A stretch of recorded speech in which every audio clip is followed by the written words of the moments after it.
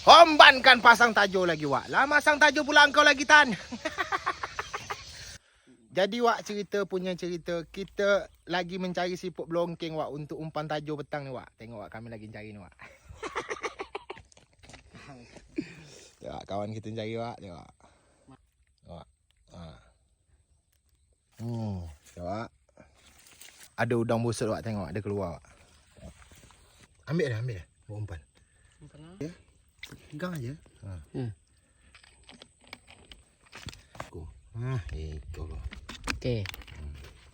Dapat satu Wak belongking yang besar, tengok.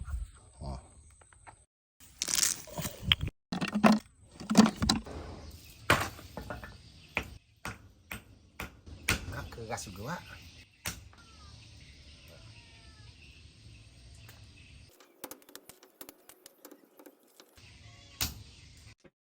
Jadi Wak kita pakai umpan dulu Wak. Gila Wak mata tajuk lah banyak berkarat lah, lama tak pakai Wak. Udang busuk. Pakai udang busuk ni Wak.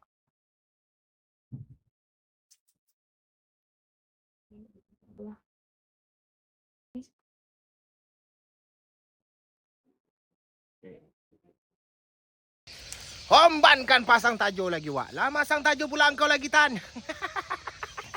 Masang tajuk Wak kita Wak.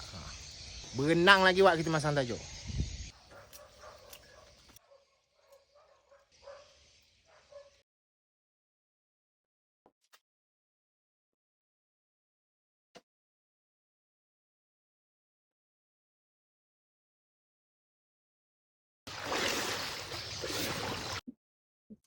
Jadi Wak pagi besok kita angkat tajuk Wak. Balik luar hari malam.